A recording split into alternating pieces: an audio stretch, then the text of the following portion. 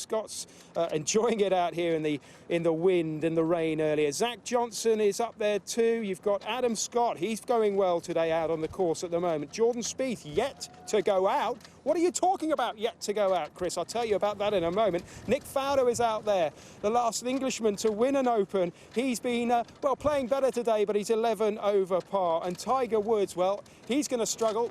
He's going out around about the same time as Tom Watson at 4 over par as well. As I said, the cut likely to be at around 1 under at the moment. But it's difficult to tell where the cut will be because today we had monsoon-like conditions here at St Andrews. I'll tell you what a difference a few hours make, because quite literally over there is the car park where I've parked my car, and I had to sit in the car for the best part of an hour, because if I'd have even tried to get out and walk round to the back to put my waterproofs on, I would have been absolutely soaked. The course here, you should probably see some pictures of it now. This morning, this is just 6 or 7 hours ago, was absolutely covered in water. There were puddles that were ankle deep, calf deep, and it really was bad. They had to delay play by some 3 hours. Now, that has given the R&A, the people who run this event, a real headache, because it means the likes of Tiger Woods, Jordan Spieth, Dustin Johnson, the overnight leader, will be going out so late that they probably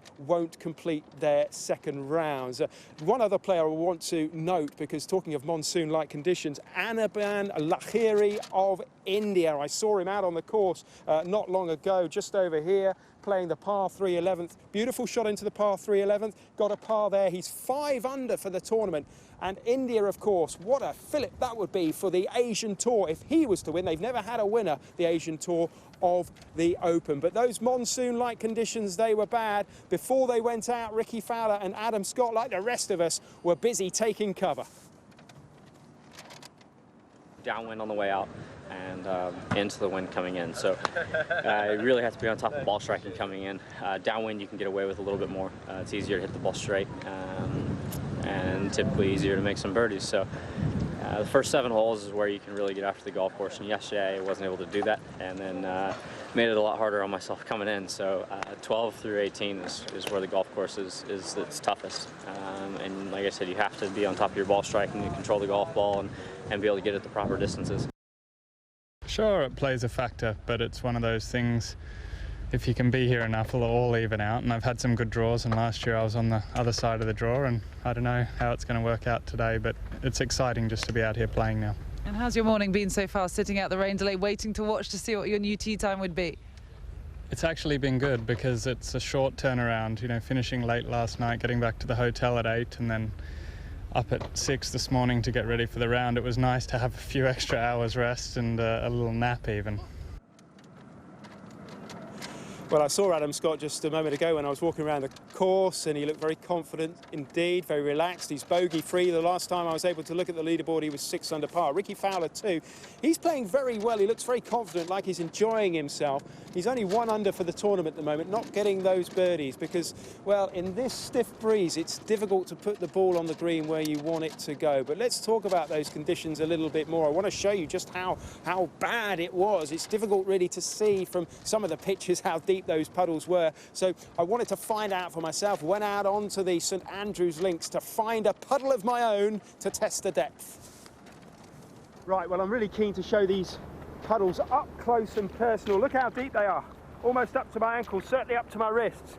This is serious water, and it's all over the St Andrews course. Absolute paradise if you're a duck, but if you're a golfer, not so good.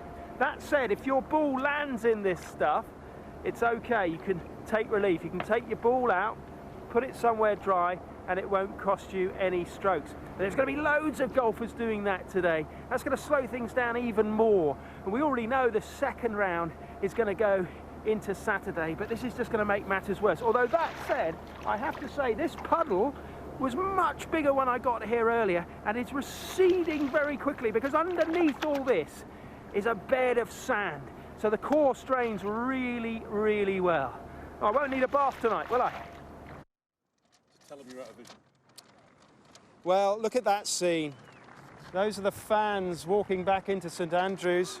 No doubt hoping to catch a glimpse of Tom Watson and Tiger Woods coming out a little bit later. Jordan Spieth trying to do the Ben Hogan hat-trick from 1953. Let's go to Lords. Jessica Crichton is there. We're at the cradle of golf. She's at the home of cricket, where the Australians have found some form, I understand.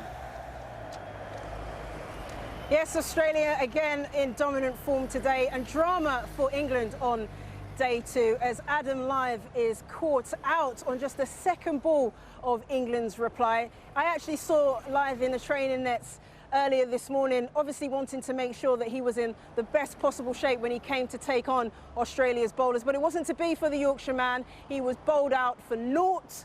And away he goes. I mean, England's innings now suffering a real dent there. Before all that, though, they did very well with the ball. They saw 7 Australian wickets fall. Stuart Broad has been a key man. He's been in great form today for England. He took 4 of those 7 wickets, and he was a key man in the first test in Cardiff, where he took 3 of Australia's 4 top batsmen. Joe Root also a key man with the ball for England today. He took 2 very important wickets, particularly that of Steve Smith, who managed a double century. But for now, England in the last few minutes, they were on 23 for 1, and they really now just need to steady the ship and hold on. Up against it, it sounds like, Jess. Thank you very much indeed.